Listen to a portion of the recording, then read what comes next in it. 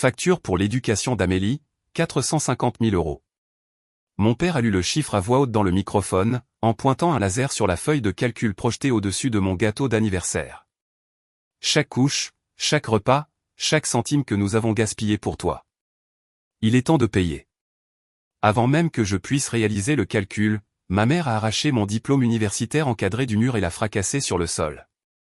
Puis ma sœur, Chloé, m'a mis un appareil photo sous le nez et a ricané, « Papa vient de me transférer la carte grise de ta voiture. » Nous reprenons les biens de l'entreprise à la sangsue de la famille. Avant de vous dire exactement ce que j'ai fait avec ce stylo rouge dans ma poche, laissez un commentaire pour me dire d'où vous écoutez et quelle heure il est pour vous en ce moment.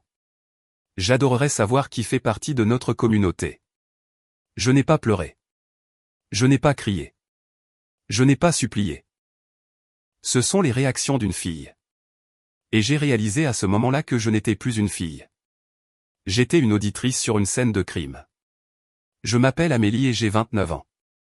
Je travaille comme spécialiste en restructuration d'entreprise. Mon travail ne se résume pas aux mathématiques, c'est une autopsie. J'entre dans des entreprises mourantes et corrompues, j'élimine la pourriture, je licencie les dirigeants toxiques et je sauve ce qui a de la valeur. Je passe mes journées à tenir tête à des présidents-directeurs généraux qui pensent pouvoir m'intimider pour que j'ignore leur détournement de fonds. Mes parents pensaient qu'ils humiliaient une infirmière sans défense ou une artiste en difficulté. Ils n'avaient pas réalisé qu'ils essayaient d'intimider une femme qui démantèle des empires pour gagner sa vie. La pièce attendait mon effondrement. Le sourire suffisant de Gérard était large et graisseux, le regard d'un homme qui pense avoir toutes les cartes en main. Chloé zoomait sur mon visage, cherchant désespérément une larme qu'elle pourrait monétiser. Mais ils avaient complètement mal interprété la situation. Dans mon métier, nous avons une règle, le piège du silence. Quand un dirigeant corrompu commence à se vanter de son pouvoir, on ne l'interrompt jamais. On n'argumente jamais. On le laisse parler. On le laisse documenter sa propre arrogance. Le silence n'est pas la soumission. C'est de la collecte de données. Gérard ne se contentait pas de m'insulter. Il projetait une liste détaillée de dépenses financières qui dépassaient de loin le revenu au seuil de pauvreté qu'il avait déclaré à la Direction générale des finances publiques au cours des 30 dernières années. Il ne me remettait pas une facture. Il me remettait des aveux. J'ai plongé la main dans la poche de mon blazer et j'ai sorti mon stylo rouge, celui que j'utilisais pour marquer les actifs à liquider. Le son du capuchon s'ouvrant en un clic a résonné dans la pièce silencieuse. J'ai marché calmement jusqu'à la table où se trouvait la facture imprimée. Le sourire de Gérard a vacillé une fraction de seconde. Il s'attendait à ce que je la déchire. Au lieu de cela, j'ai lissé le papier. En traits rouges et gras, j'ai écrit en bas « Reçu et pris connaissance ». J'ai signé mon nom avec une fioriture. « Merci, papa », ai-je dit, ma voix se projetant clairement jusqu'au fond de la salle. À ses partenaires commerciaux, aux voisins, au direct. J'attends que vous fournissiez la preuve de ce revenu depuis 5 ans. Ceci comble toutes les lacunes. J'ai ramassé le document, je l'ai plié soigneusement et je l'ai mis dans ma poche. Puis, je me suis tourné vers Chloé. Elle tenait toujours mes clés de voiture, l'air confuse, comme un chien qui a attrapé une voiture et ne sait pas comment la conduire. « Garde-la », ai-je dit. Le contrôle technique est à faire la semaine prochaine. Et Chloé, assure-toi d'écrire mon nom correctement dans la légende. Je me suis retourné et je suis sorti par la porte d'entrée. Je n'ai pas regardé ma mère, qui se tenait au-dessus du verre brisé de mon diplôme. Je n'ai pas regardé les 200 invités qui s'agitaient mal à l'aise sur leur siège. J'ai descendu la longue allée, passé la fontaine, passé le portail de sécurité. J'ai sorti mon téléphone et j'ai commandé un VTC. Derrière moi, j'entendais des rires nerveux éclater de la maison. Ils riaient parce qu'ils pensaient que j'étais parti sans rien. Ils pensaient qu'ils avaient gagné. Ils n'avaient aucune idée que je venais de partir avec la seule arme dont j'avais besoin pour brûler tout leur royaume jusqu'aux fondations. Je me suis installé dans un hôtel du centre de Paris, le genre qui demande une carte de crédit sans sourciller devant le plafond. Je me suis assise sur le bord du lit d'un blanc immaculé et j'ai ouvert la version numérisée de la facture sur mon ordinateur portable. La plupart des gens, en regardant ce document, verraient une liste de courses, de factures médicales et de frais de scolarité. Moi, en le regardant, je voyais le profil psychologique d'un monstre. Poste 4002, colonie de vacances 2006, 1800 €. Poste 618, appendicectomie d'urgence 2010, 13 000 €. J'ai passé un doigt sur l'écran. C'est le grand livre du narcissique. Pour un parent normal, un enfant est un être humain à élever. Pour un narcissique, un enfant est une classe d'actifs à haut rendement. Ils ne vous nourrissent pas parce qu'ils vous aiment, ils vous nourrissent pour protéger leur investissement. Et quand cet actif commence à penser par lui-même, quand il cesse de rapporter les dividendes émotionnels d'une obéissance totale, il décide qu'il est temps de liquider. Gérard n'essayait pas de me donner une leçon sur l'argent. Il essayait d'encaisser une action qui avait échoué. Mais dans son arrogance, il a commis une erreur comptable fatale. J'ai fait défiler jusqu'aux années 2008 à 2012. Je me souvenais vivement de ces années. Je faisais des doubles services dans un restaurant pour payer mes propres manuels scolaires parce que Gérard m'avait dit que la famille était à court d'argent. Je me souvenais de manger des nouilles instantanées dans le noir parce que Sylvie disait qu'il fallait économiser l'électricité. Je me souvenais de la honte de demander une bourse d'études, de cocher la case correspondant aux faibles revenus parce que mon père déclarait un revenu annuel de 32 000 € sur ses déclarations de revenus. 32 000 €. C'était le mensonge qu'il a raconté à l'État pendant 20 ans. Il prétendait être un petit entrepreneur en difficulté. Il prétendait que le manoir était un bureau d'entreprise et les voitures de luxe des véhicules de société. Il pleurait la misère au fisc chaque mois d'avril. Pourtant, ici, devant moi, signé et daté de sa propre main, se trouvait un document affirmant qu'il avait dépensé près d'1 demi-million d'euros pour un seul enfant. J'ai consulté ses déclarations de revenus publics, une vérification d'antécédents de base que je fais sur chaque cible. Je les ai placés côte à côte avec la facture. Le calcul était magnifique dans son impossibilité. On ne peut pas dépenser 450 000 € après impôt pour un enfant quand on prétend gagner un salaire de misère. On ne peut pas payer des écoles privées et de l'orthodontie avec de l'argent qui n'existe pas légalement. Pendant des décennies, Gérard avait fait transiter de l'argent non déclaré par les dépenses familiales pour le blanchir. Il ne m'avait pas seulement remis une facture pour mon existence, il m'avait remis une feuille de route de sa fraude fiscale. J'ai senti un sourire froid et dur effleurer mes lèvres. Il pensait que je pleurais dans une chambre de motel, pleurant la perte de ma famille. Il ne réalisait pas que je ne pleurais pas, j'auditais. Je n'étais plus une fille ingrate. J'étais une lanceuse d'alerte avec une preuve irréfutable. J'ai pris mon téléphone et j'ai composé le numéro de la seule personne qui comprendrait la beauté de cette anomalie. Ce n'était pas un thérapeute. C'était mon mentor, un homme qui a passé 30 ans à traquer les fraudeurs fiscaux pour le gouvernement français. Allô, sa voix était rauque. C'est Amélie, ai-je dit. J'ai une affaire. Et les chiffres ne correspondent pas, je suis resté dans la chambre d'hôtel pendant 3 jours. Pour un étranger, cela aurait pu ressembler à une fuite. Pour moi, c'était une pause stratégique. Je devais voir s'ils allaient calmer le jeu. Je devais voir s'il restait une seule once d'humanité dans la lignée des Moreau. Il n'y en avait pas. Mon téléphone n'a pas sonné pour des excuses. Il a vibré de menaces. L'escalade était coordonnée, implacable et suffocante. D'abord, il y a eu le texto de Gérard. Il n'écrivait pas comme un père, il écrivait comme un usurier. Puisque tu as signé la facture, reçu et pris connaissance, tu as légalement accepté la dette. Le paiement est dû dans 30 jours. Si les fonds ne sont pas transférés, nous saisirons ton salaire. Ne me teste pas, Amélie. J'ai fixé l'écran. Il croyait sincèrement m'avoir piégé.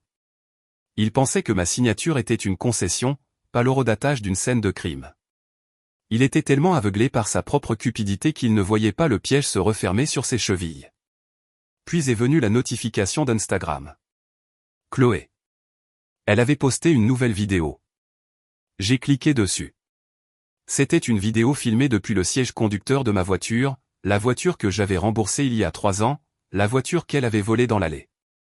La légende disait, repris la caisse de la sangsue de la famille. Femme d'affaires nettoyage. Dans la vidéo, elle faisait vrombir le moteur, riant avec ses amis. Enfin débarrassée du poids mort. Criait-elle par-dessus la musique. Imagine avoir 29 ans et toujours vivre au crochet de tes parents. Allez, salut. Les commentaires étaient un cloaque de sycophantes validant sa cruauté. Bien joué, ma grande. Les gens toxiques doivent partir. Ils ne connaissaient pas la vérité. Ils ne savaient pas que la sangsue avait payé la cure de désintoxication de Chloé 2 fois. Ils ne savaient pas que la profiteuse avait financé le téléphone même avec lequel elle filmait. Mais le coup de grâce est venu de Sylvie. Un courriel est apparu avec pour objet « avis d'expulsion ». C'était un avis d'expulsion formel de ma chambre d'enfant, une chambre dans laquelle je n'avais pas dormi depuis mes 18 ans, une chambre qu'elle avait transformée en station d'emballage de cadeaux il y a 10 ans. Cher locataire, commençait-il. Vous êtes par la présente avisé de retirer tous vos biens personnels des lieux dans les 48 heures. Le non-respect de cette consigne entraînera l'élimination des dits biens. De plus, des frais de nettoyage de 500 € ont été ajoutés à votre solde impayé pour l'enlèvement de vos déchets. Par « déchets », elle entendait les cartons de livres et les récompenses d'enfance qu'elle m'avait exigé de laisser derrière moi pour sauver les apparences. J'ai posé le téléphone sur la table de chevet. L'air dans la chambre d'hôtel était frais et calme. Pendant des années, une petite partie stupide de moi s'était accrochée à la culpabilité. Je me demandais si j'étais le problème. Je me demandais si j'étais trop froide, trop distante, trop ingrate. Mais la lecture de ce courriel, une expulsion formelle d'une mère à sa fille pour une chambre qui n'existait même plus, a vaporisé cette culpabilité. Elle l'a incinérée. Ils n'agissaient pas par blessure, ils agissaient par malveillance. Ils voulaient me priver de mon abri, de mon moyen de transport et de mon histoire. Ils voulaient m'effacer parce que j'avais cessé d'être rentable. Ils pensaient que ces messages me briseraient. Ils pensaient que je reviendrais en rampant, chéquier à la main, suppliant leur pardon. Ils n'avaient pas réalisé qu'ils venaient de me donner l'autorisation morale de faire ce qui allait suivre. Je ne me battais plus contre ma famille. Je me battais contre une entité hostile qui devait être dissoute. J'ai pris mon ordinateur portable. Je n'ai pas répondu à Gérard. Je n'ai pas commenté la vidéo de Chloé. Je n'ai pas envoyé de courriel à Sylvie. J'ai ouvert un nouvel onglet de navigateur et j'ai tapé l'adresse du service de dénonciation de la Direction générale des finances publiques. Il était temps de se mettre au travail. Je ne suis pas allé voir un thérapeute familial pour gérer mes émotions. Je suis allé dans une salle de conférence au mur de verre au 42e étage d'un gratte-ciel de la Défense pour gérer une opération de démantèlement. Assis en face de moi se trouvait Alain, mon mentor. Il a passé 25 ans comme auditeur principal pour le fisc avant de passer au secteur privé. C'est lui qui m'a appris que les chiffres ne mentent pas, seuls les gens le font. Il a regardé les documents étalés sur la table en acajou, les déclarations de revenus publics de Gérard à gauche, la facture pour existence à droite. Alain a ajusté ses lunettes. Il est resté silencieux pendant un long moment. Quand il a finalement levé les yeux, son expression n'était pas celle de la pitié. C'était le regard d'un chasseur qui vient de repérer une gazelle blessée. Il a listé des leçons de tennis privées, en 2004, à 2800 €, a dit Alain, d'une voix neutre. En 2004, il a déclaré un revenu brut de 20 000 € à l'État. Correct, ai-je dit.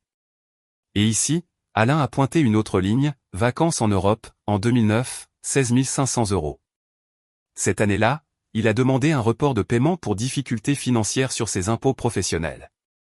Également correct. Alain s'est penché en arrière, un rare sourire effleurant ses lèvres. Amélie, ce n'est pas juste une anomalie. C'est la méthode de la preuve par l'enrichissement qui nous est servie sur un plateau d'argent.